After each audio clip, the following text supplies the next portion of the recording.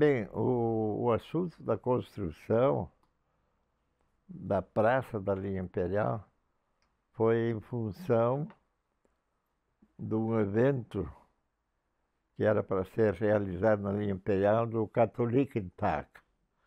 Esse Katholikentag, ele era assim, festejado cada 2 anos em localidades de descendência alemã diferentes, em todo o estado.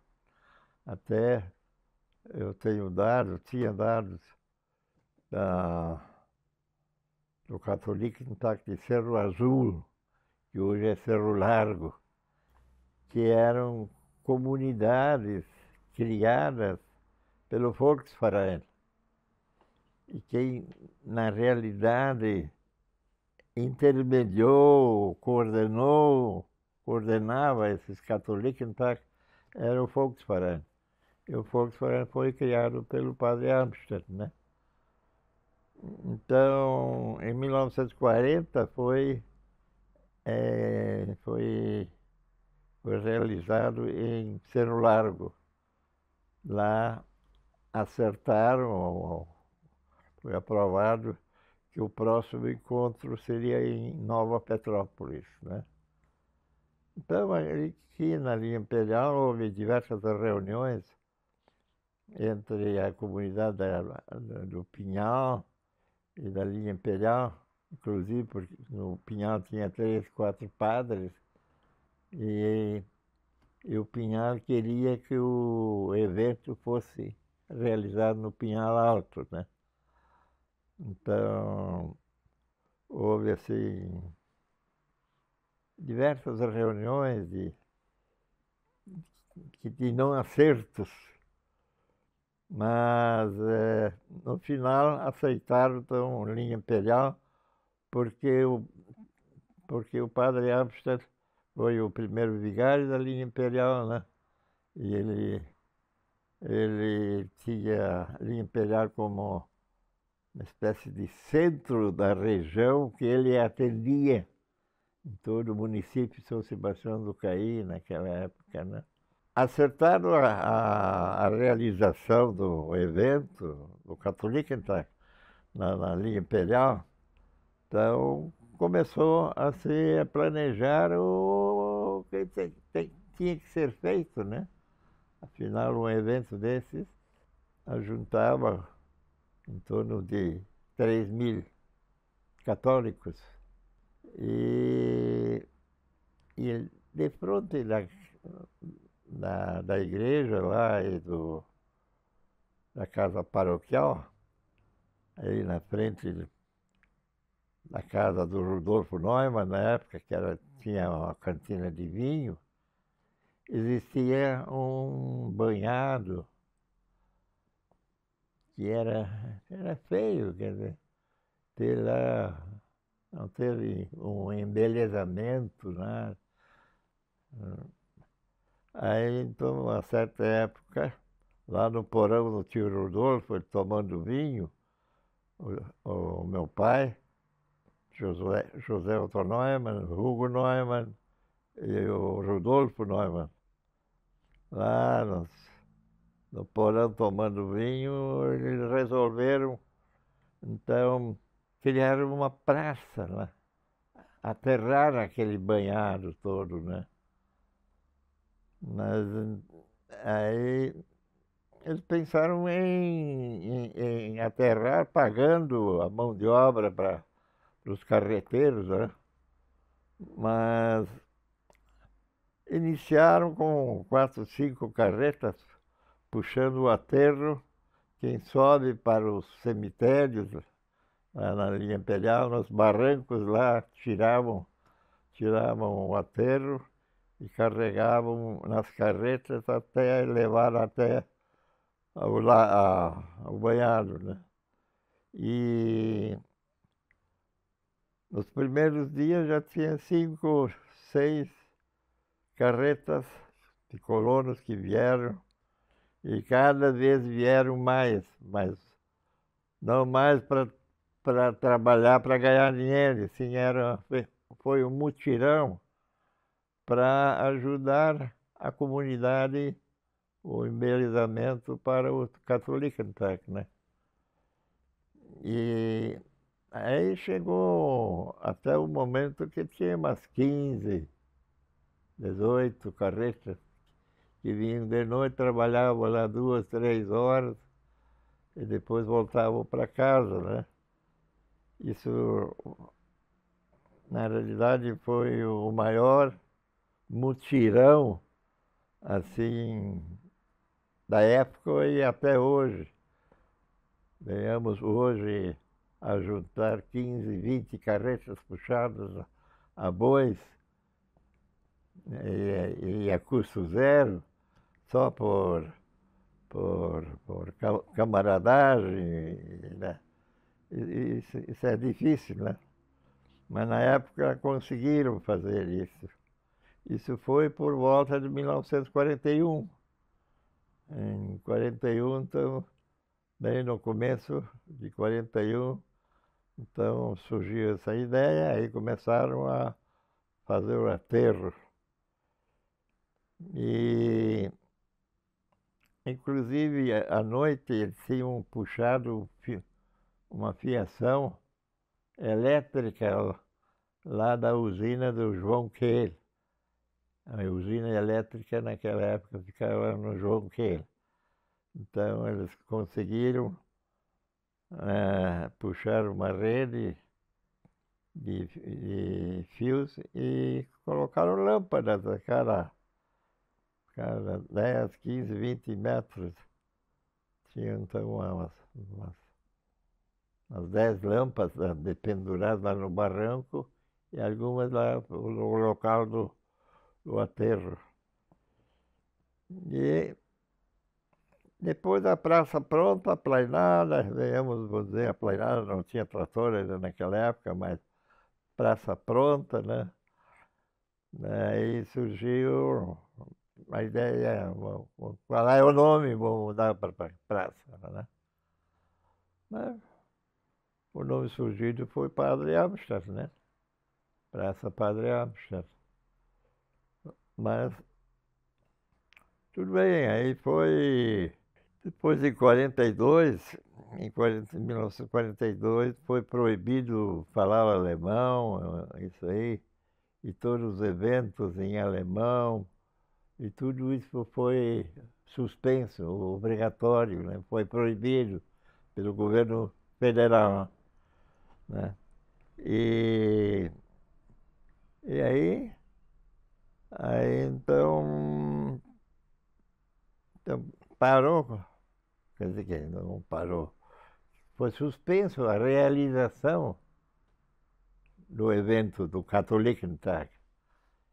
Já estava bastante adiantado, inclusive, construído um pavilhão de em torno de 70 e 80 metros de comprimento, lá na propriedade da paróquia, nos fundos da igreja. De, tudo isso já estava pronto, faltava a questão de 2 semanas ia ser realizado o evento do Katholikentag. E esperava ser mais ou menos umas 3.000 pessoas. Os colonos se obrigavam os sócios a recebê-los em suas casas, com alimentação, hospedagem e tudo, né? Mas isso tudo foi proibido, caiu por terra. Mas como tinha sido convocado a Assembleia da Central das Caixas Rurais de Porto Alegre, a Central das Caixas Rurais tinha em torno de 50 caixas filiadas, né? E essas já tinham resolvido construir um monumento ao Padre Amsterdam, que seria colocado no meio dessa praça, né? E tudo isso estava pronto, né?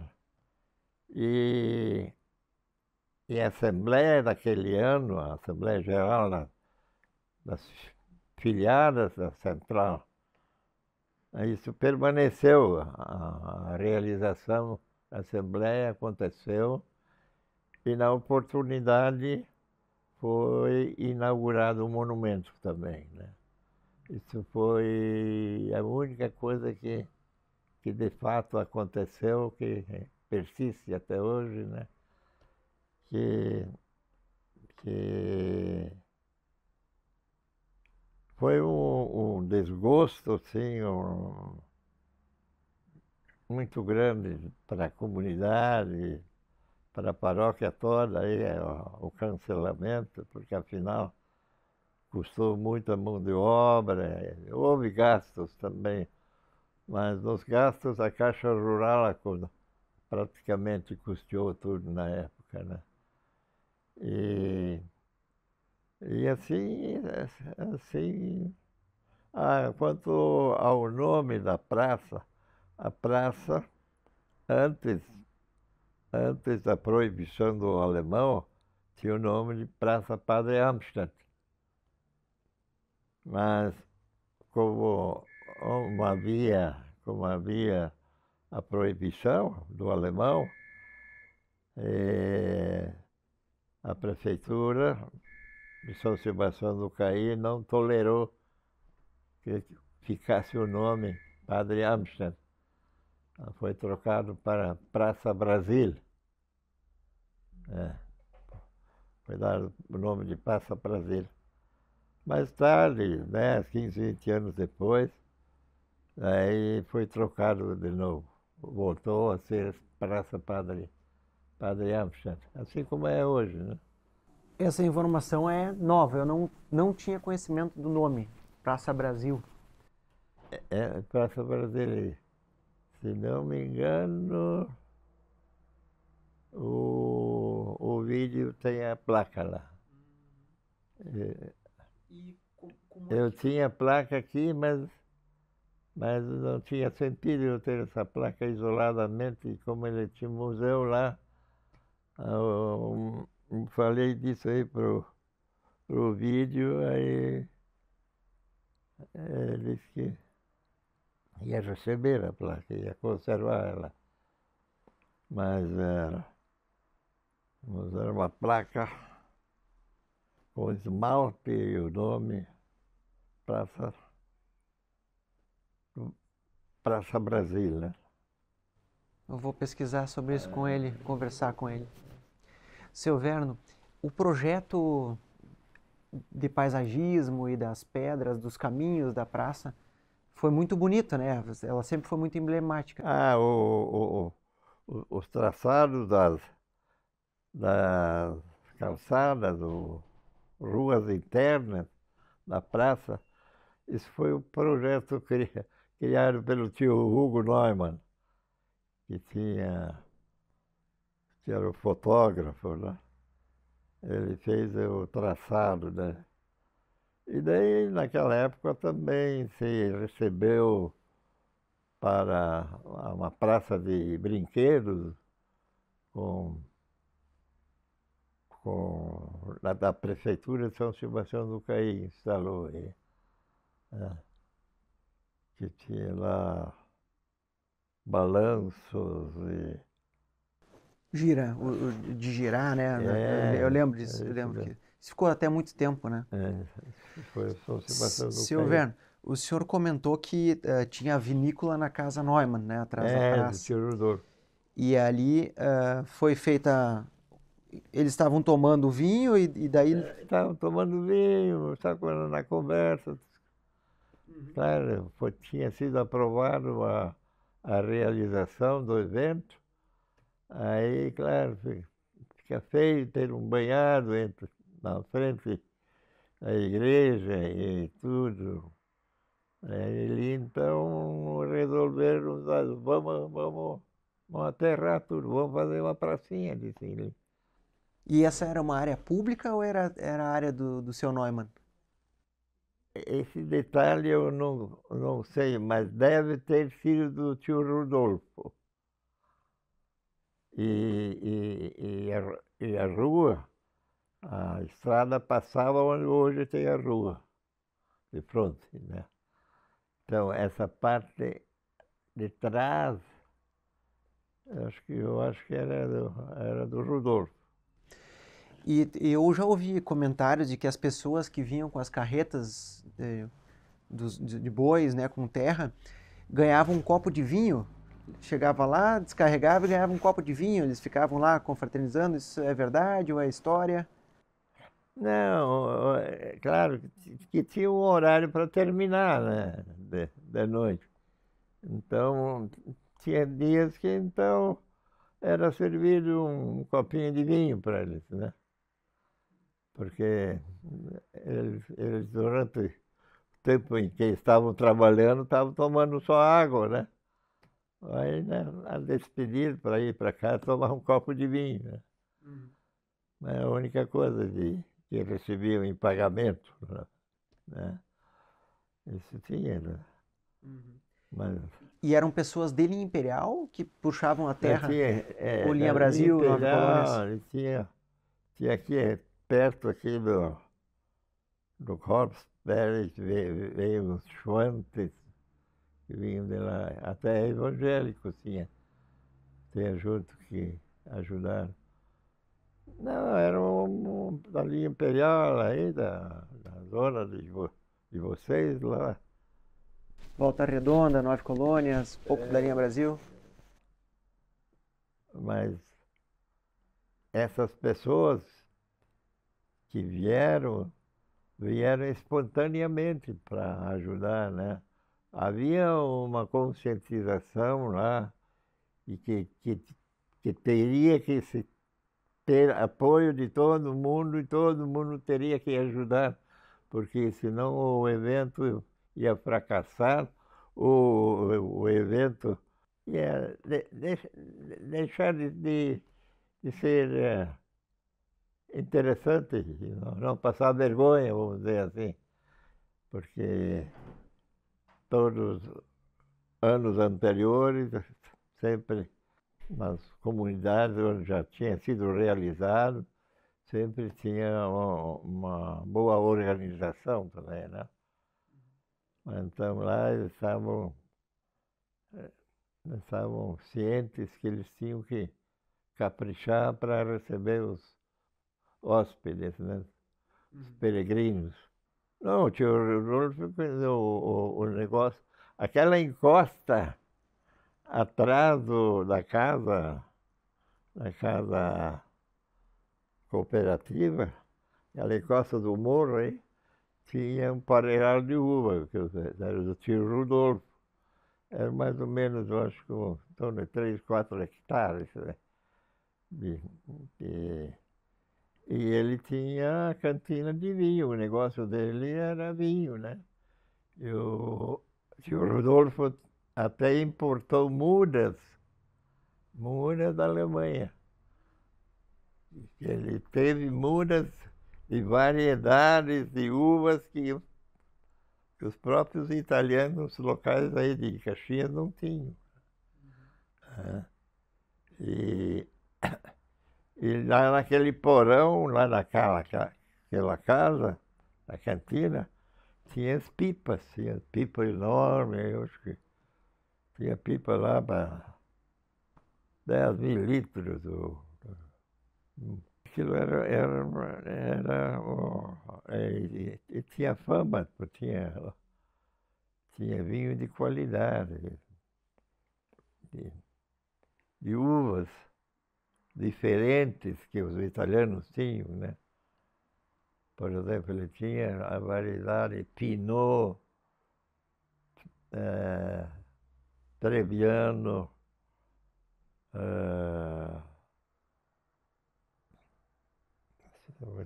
eu sei que era considerado uma uva diferente.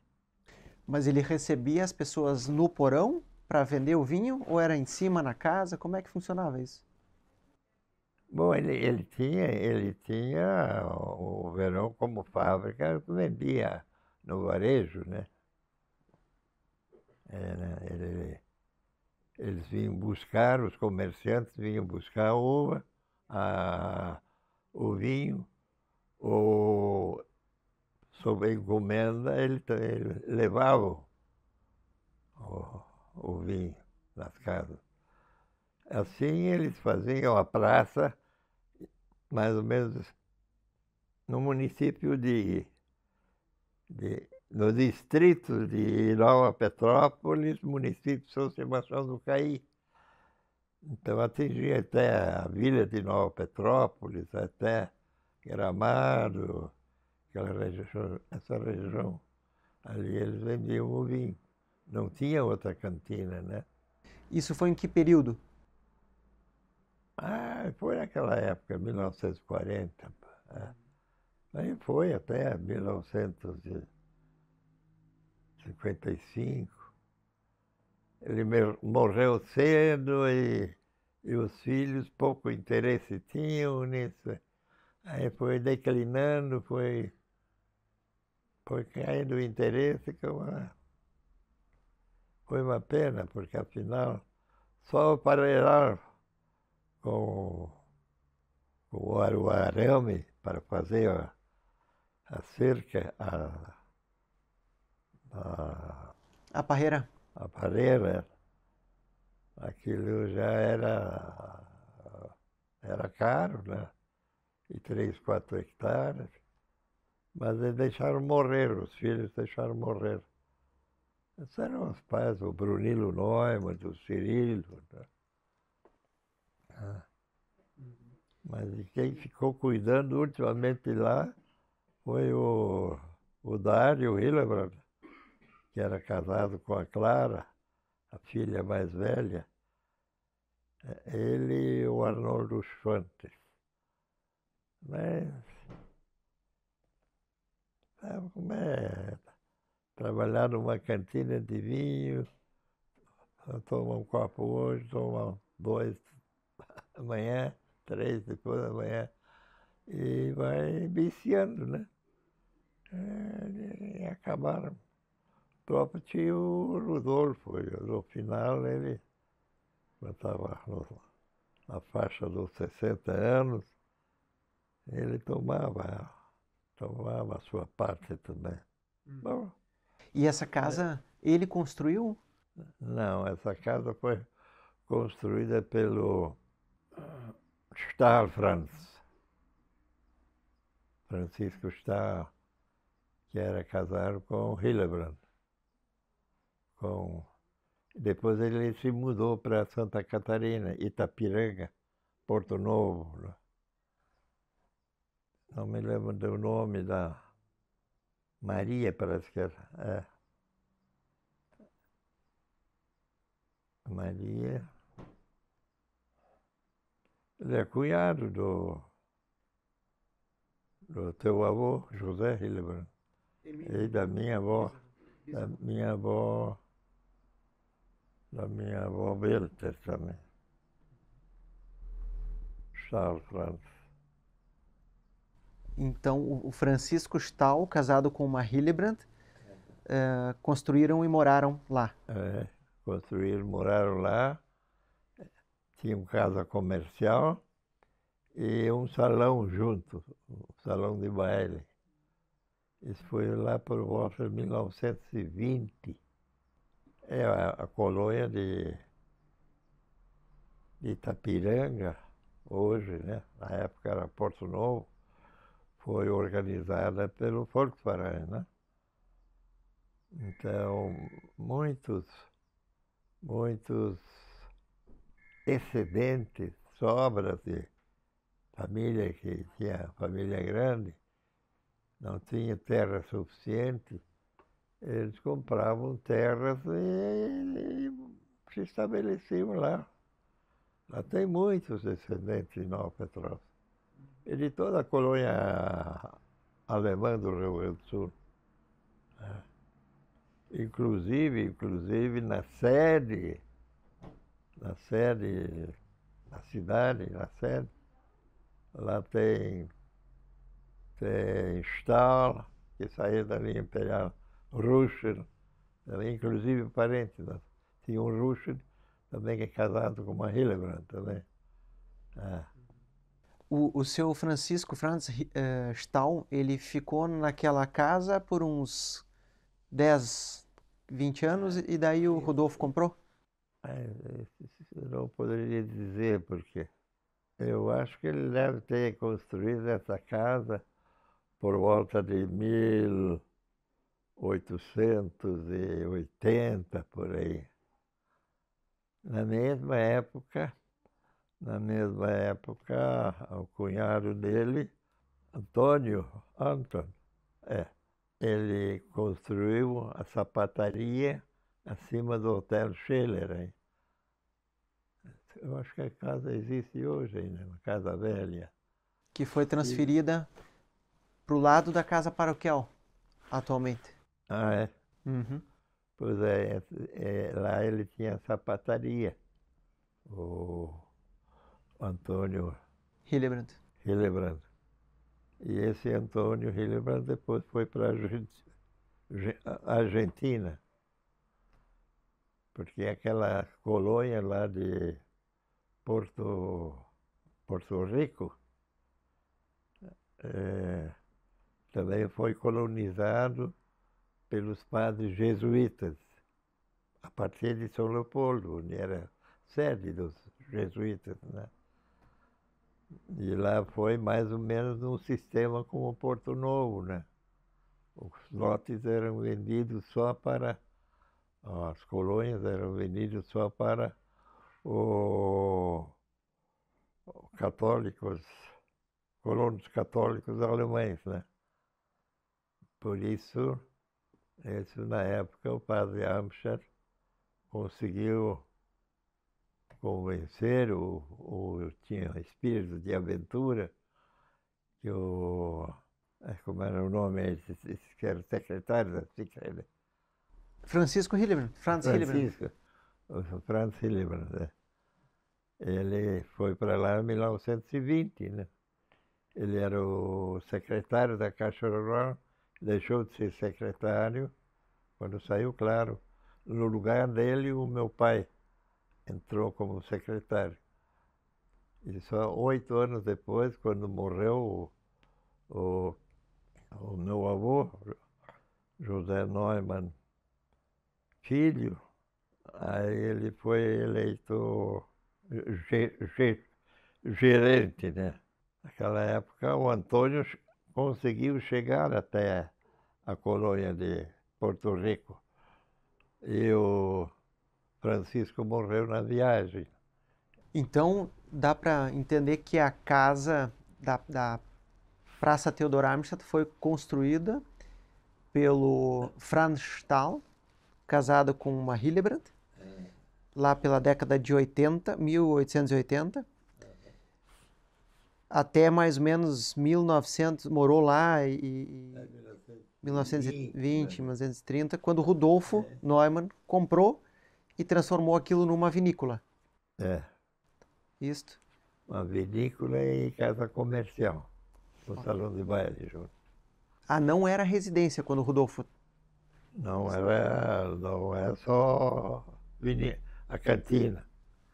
Em cima funcionava o comércio e o comércio lá, onde era as vendas, lá tinha um espaço enorme, lá faziam bailes também. Então não era residência. Para o Rodolfo não era Não, residência. era residência, sim. No sótão? Não, Embaixo. embaixo. O sótão também.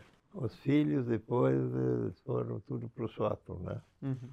Mas embaixo funcionava a cozinha, a sala de recepções e o refeitório. Isso era embaixo. Em cima eram os quartos dos filhos. Ele também tinha muitos filhos. Também tinha 12 filhos. Igual como lá em casa. Isso. Quem foi José Otto Neumann? Quem foi? Foi meu pai. Fala um pouco dele. Ok. José Otto Neumann foi uma pessoa que teve seus estudos preliminares lá na linha imperial e cujo professor era o Francisco Hildebrand. É. Mais tarde ele foi para o colégio em Bom Princípio, dos Irmãos Maristas. Ele ficou lá 2 anos no colégio em regime de internato, né? E assim ele era muito estudioso, ele mesmo procurava se aperfeiçoar em, em estudos e ele, ele, ele tinha uma boa letra e tudo. E quando ele estava com seus 22 anos, ele foi eleito secretário no lugar do Francisco, né? Lá na Caixa Rural. E 8 anos depois, quando faleceu o, o meu avô, o pai dele, aí ele foi eleito gerente. E aí ele ficou gerente até 1970, 75. 75, morreu com 77 anos. Né? Tu vê, 77 anos, eu estou com 90, 13 anos. Já sou 13 anos mais velho que ele. Né? Bom, naquela época era caso raro alguém passar dos 80 anos, né? Hoje já é comum pessoas com 90, né? Hoje os recursos são... A medicina evoluiu, a medicina hoje também é mais acessível. Eu me lembro, no começo, há 50 anos atrás, quando o meu cunhado, Nestor Guerra, tinha farmácia, ele tinha farmácia e naquela época era farmácia única. E a população do município era de 13 mil habitantes. Eu já disse muitas vezes para o pessoal das farmácias aí. Hoje o município tem 20 mil habitantes, mas tem 15 farmácias. Quer dizer que a assistência melhorou. Mas me chamou atenção, eu nunca tinha visto isso, que o prédio da Sicredi Pioneira atualmente tem o nome de José Otto Neumann. Ah, sim. O senhor lembra por que foi feita essa homenagem para o teu pai? Não, porque ele foi 56 anos gerente, né? Que praticamente ainda na época dele foi construído o prédio esse. E ele 56 anos foi gerente, então se deu esse nome para ele em homenagem, porque não tinha outra homenagem para ele. E o Museu Sicredi no Parque, seu Verno. O senhor participou ativamente, né, da construção dele, da ideia de implementar o museu lá no parque. Como é que aconteceu isso? Não, ali foi o seguinte, quando foi comprada a área onde está o museu, aliás, a aldeia do imigrante, então a ideia era de construir como museu ao vivo uma aldeia nos moldes da época da colonização, né?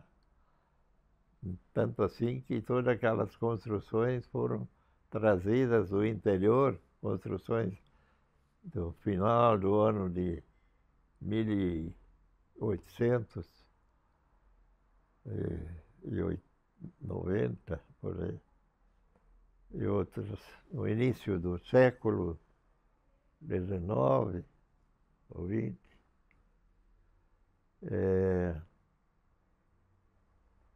Quem, quem teve a ideia de construir o parque, a Leia, deixar para a história como era antigamente, isso foi o Renato Said. O Renato Said é que praticamente foi o autor da criação também do dianteira, a entrada, né, a parte, eu sempre digo, a parte do museu comercial, né? E depois a aldeia, a vila mais atrás. Então, essa vila, as casas eram para ter o que era comum uma vila assim na época dos colonos, ter casa comercial, igreja, casa paroquial, escola, ferraria, casa comercial, já falei. E o Renato dizia, du musst man doch einen Sparkassen noch dabei tun. Aí se colocou também a ideia de uma casinha como caixa rural, né? Mas então também surgiu a ideia de, já que vai ter a casinha em si, vamos botar um museu lá dentro, né? Então foi organizado e implantado lá um museu. Aí com as primeiras cadernetas, os primeiros livros, cadernetas de poupança, de empréstimos, os livros de escrituração, livros enormes, né? Assim, máquinas desativadas. Foi feito um museu assim das coisas antigas que tinha nos primeiros tempos e foi colocado lá dentro. Isso foi na época do Rubens Seipert como prefeito? Ou Siegfried? Não, o Rubens não foi prefeito. Não? Quem era o idealizador era o Renato. O Renato era um cara gordo, né? Inclusive, eu já falei diversas vezes para os vereadores, até para o Weber lá, Cláudio. O Renato Said deveria ter uma placa de reconhecimento pelas ideias que ele teve como o autor intelectual, mas não foi no governo do Siegfried que foi criado o parque. Claro, no governo do Siegfried foram feitos alguns melhoramentos, né? Mas, na realidade, foi no governo do Evaldo Michaelson e Rubem Kirchner, de vice. E uma parte da frente, na Portão 2, não na frente, tem o portão, ali tinha 10 hectares, que era um tal de Werner Gross de Porto Alegre. E naquela época já funcionava a Piar. E nós queríamos ter o centro administrativo da Piar no centro da cidade, né? Então nós compramos isso do Werner Gross, os 10 hectares. Mas isso não deu muito certo aí para a construção do prédio e tudo, né? Aos poucos o Renato começou a entrar nos fundos, invadir a área, construindo aqueles prédios da vila, né? E no final, se desistiu da construção do centro da Piar e se vendeu a área, 10 hectares, para a prefeitura. Bem atrás, uns 4 hectares, mais ou menos, foram trocados por um loteamento quem pagou a estrutura toda do loteamento foi a prefeitura, porque ela recebeu a parte da frente em troca. E a cooperativa recebeu 4 hectares atrás, com a área já dividida em lotes para terrenos, né? E quando constituíram o museu lá no parque, a prefeitura que pagou isso ou foi a Caixa Rural? A prefeitura, aqueles prédios todos foram trazidos do interior, né? Isso era Prestiborana ou nem pagava. É. Mas como tinha essa casinha lá, surgiu a ideia de montar ali um museu. Botar um museu lá para futuramente as gerações saberem como foi no começo, né? Depois o museu foi reformado. O Hélio reformou, acho que uns 20 anos depois, né? Mas aí já desfigurou, mas contratou uma pessoa especializada. E, então, muitos artigos que eram assim, história, faziam parte da história, né? Muitos máquinas, livros e cadernetas e até moedas e notas de dinheiro bem antigas, tudo estavam lá. Então, isso praticamente tiraram tudo, né? Esse estudioso dos museus. Mas parece que depois foi feita mais uma reforma, né? Tem até um áudio lá dentro, né? Isso, com vídeos, áudios do senhor, outras pessoas contando a história também, né? Até eu já estive pensando diversas vezes. Eu não sei onde é que foram parar esses livros grossos, eram comprimentos assim, de escrituração. Lá tinha um armário lá dentro, né, que estavam lá naquelas gavetas. Eles devem ter saído de lá e ido para algum lugar. Na sala do conselho tá isso tudo. Ah, tá, hein? Eles têm os armários lá que a gente deixa guardado, protegido, né? Ah, Tem que cuidar disso, né? mas é interessante porque por lá dá para voltar até os primeiros lançamentos, né? Ah, se lá forem até 1935, fevereiro, dia 5 ou 6 de fevereiro, deve ter a minha abertura da caderneta. De 1935? É, 35. É, uma semana depois do meu nascimento. Isso foi um presente do padrinho. Isso aí. Né? Mas naquela época era assim, uma moda, vamos dizer, assim, de padrinhos darem uma caderneta para...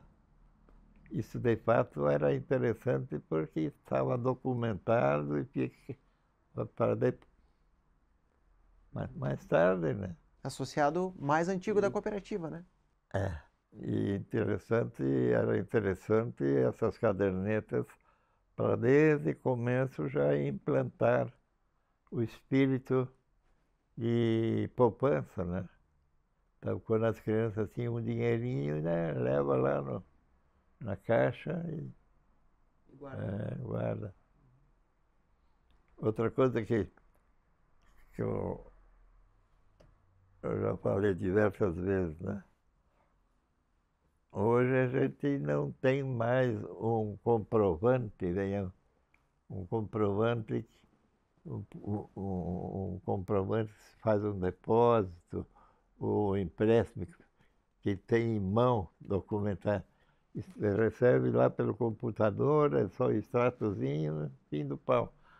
Mas naquela época, né, tinha uma caderneta. Se, quem tinha aplicações, o depósito, tinha uma caderneta, né? Toda a entrada e saída era lançada na caderneta que o associado levava para casa. Ele sabia exatamente sempre quanto ele tinha lá no banco. E lá, cada meio ano, normalmente, eles passavam lá na caixa para lançar os juros, né? Faziam o lançamento dos juros, né? Mas eu acho que teu pai deve ter caderneta lá ainda. Tem É, várias. Uhum. até do, Dos do, irmãos, do, do vô. do Voa. Uhum. É. Tem sim. E isso hoje não tem. Venhamos que deu um colapso da internet. Como é que você vai provar de que você tinha um depósito, uma aplicação? E naquela época não, tem que chegar no banco, traziam sempre, né, as cadernetas, né? Eu assim, eu me admiro a mim mesmo, vamos dizer assim, É verdade. de que eu me recordo me recordo das coisas de 5, 6 anos de idade para cá, daquela época da construção da praça, me lembro. Então, eu tinha 6 anos naquela época. Ajudava o meu irmão o Guido e o Cirilo a carregar água no balde para os carreteiros lá, os colonos, tomar água da noite. Mas me lembro disso perfeitamente.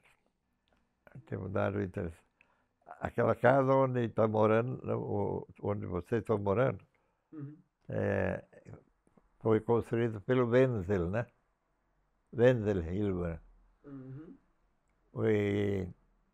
O Wenzel era cunhado do era cunhado do meu avô. Eles vieram juntos de Diedersbach, Friedland, da Boêmia, no mesmo navio. É. Inclusive veio junto o meu tria-avô, o Antônio Neumann. Ele morreu em Nova Colônia, estava enterrado lá. Veio junto, já viúvo, quando veio o Wenzel, mas o Wenzel era casado com o Hillebrand também.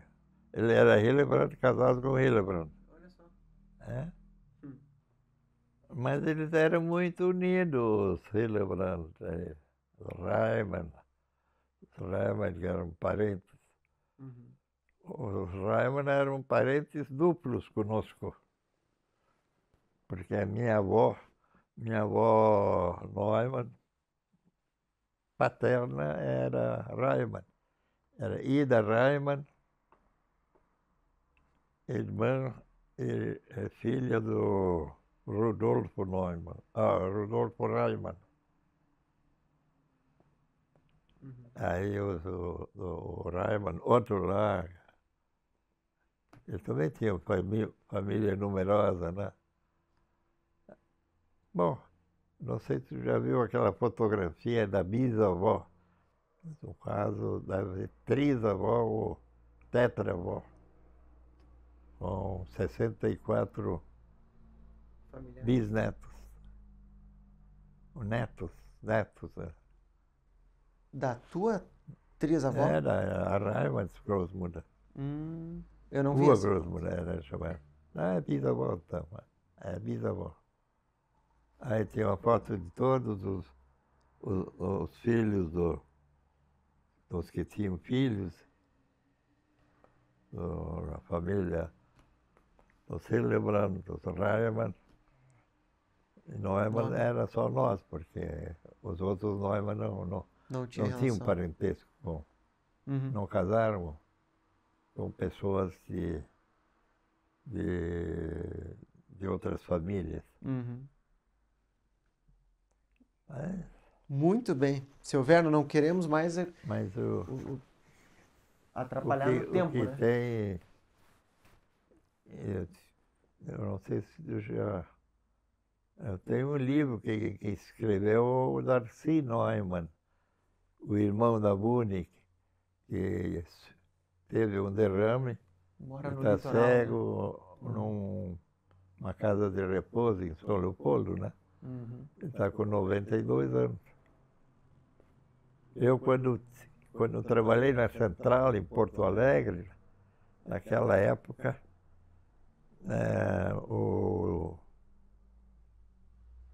o Darcy Neumann, que estava junto com os irmãos laçalistas, ele saiu aí, veio morar junto comigo, numa pensão, né? Uhum. Aí nós ficamos alguns anos juntos. Ah, que legal. Não sabia disso. É. Uhum.